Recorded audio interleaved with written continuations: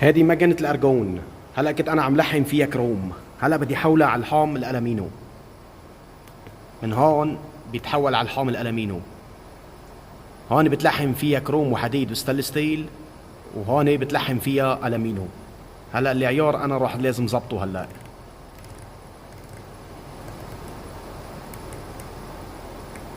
يعني بكفيني 180 أمبير ممتازة. طبعا كل إنسان له إيد شكل.